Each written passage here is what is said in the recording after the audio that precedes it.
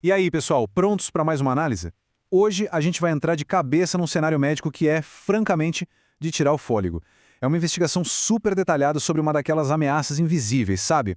Uma super bactéria que se infiltrou de mansinho no hospital pediátrico de referência aqui no Brasil.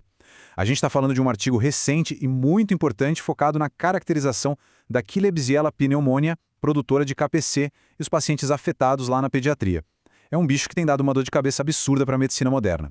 A grande pergunta que guia a nossa exploração desse material é a seguinte: como é que uma única linhagem de bactéria consegue sobreviver por anos, dentro de uma UTI neonatal, que é um dos lugares mais limpos e controlados que existem? É um verdadeiro mistério. Como esses micro-organismos super resistentes brincam de esconde-esconde com os protocolos de limpeza mais rigorosos possíveis e ressurgem do nada? A resposta está inteira na genética.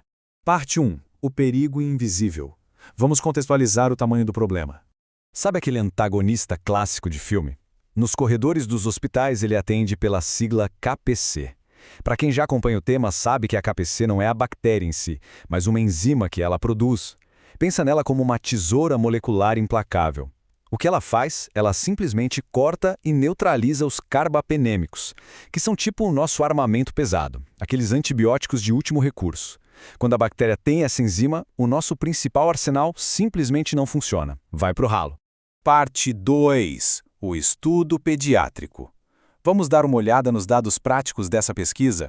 Os pesquisadores analisaram 52 meses de dados do Hospital da Criança e Maternidade, lá em São José do Rio Preto, no interior de São Paulo. E onde esse número, 73,9%, quase 3/4 de todos os pacientes que pegaram essa cepa resistente eram bebês de até 1 aninho de idade. É de cortar o coração, porque a gente está falando literalmente da parcela mais frágil que existe, tendo que lutar logo de cara contra uma das maiores ameaças biológicas do planeta. E quando a gente olha o perfil clínico da molecada, tem um padrão bem claro.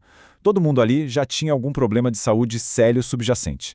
Para dar uma ideia, 82,6% precisaram ser internados na UTI, 65,2% já tinham histórico de internação anterior, e quase metade tinha alguma doença cardíaca, além dos 39,1% enfrentando doenças respiratórias. Ou seja, era a tempestade perfeita. O hospital não era só o local do contágio, mas o epicentro onde os patógenos oportunistas encontravam pacientes de altíssimo risco. Parte 3. Fatores de risco. Afinal, o que abre as portas para isso tudo? Além da saúde já debilitada dessas crianças, tem um dado que chega a ser assustador: 88,5%.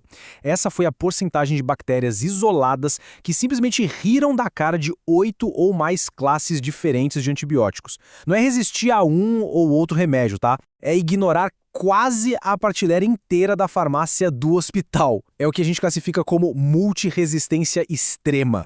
E como elas conseguem essa proeza biológica? É pura engenharia genética de sobrevivência, uma verdadeira armadura. Elas têm alta resistência a beta-lactâmicos e aminoglicosídeos. Elas sofrem mutações num gene chamado MGRB, que basicamente desliga o efeito da polimixina B. Além disso, elas usam adesinas fimbriais, tipo uns ganchinhos microscópicos, para se prenderem com força nas células do paciente. E para fechar o pacote, ainda se cobrem com cápsulas de polissacarídeos de açúcar, uma capa de invisibilidade para enganar o sistema imunológico. Parte 4. Colonização e infecção. Entender a diferença aqui é o pulo do gato.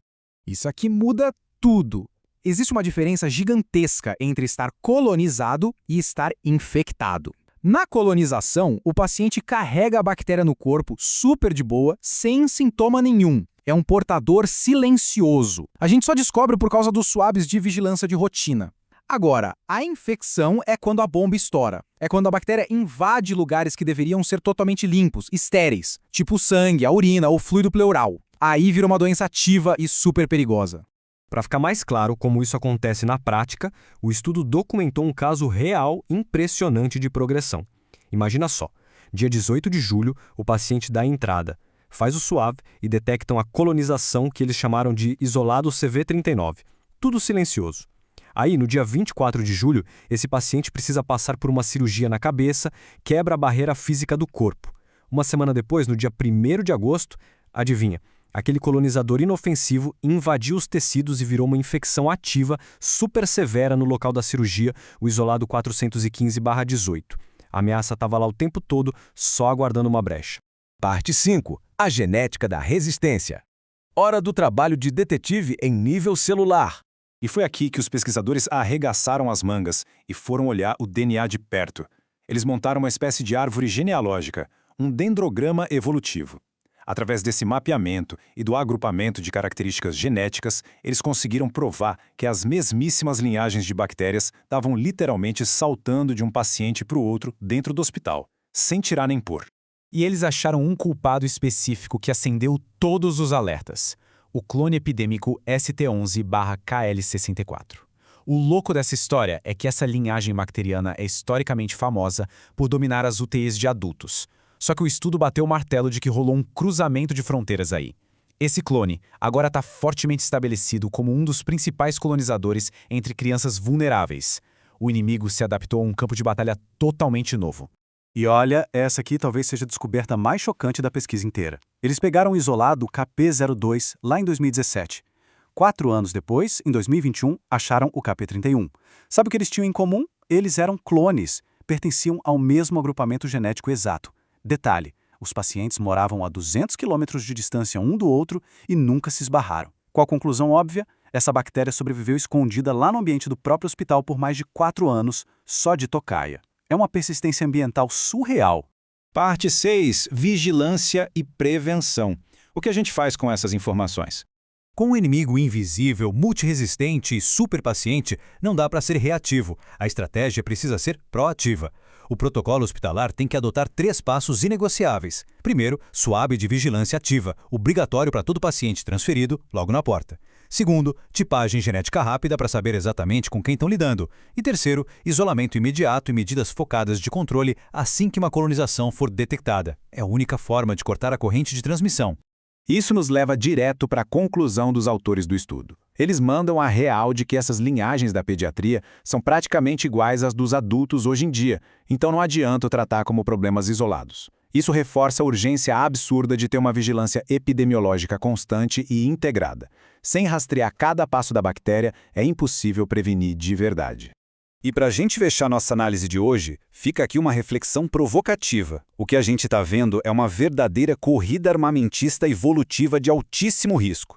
Se as superbactérias atuais já têm a capacidade de ficar escondidas silenciosamente por anos a fio antes de dar o bote fatal, quão seguras vão ser as nossas UTIs do futuro sem uma vigilância genômica implacável e ininterrupta? É uma questão pesada, né? A única certeza que a gente leva é que a ciência não pode piscar. Até a próxima!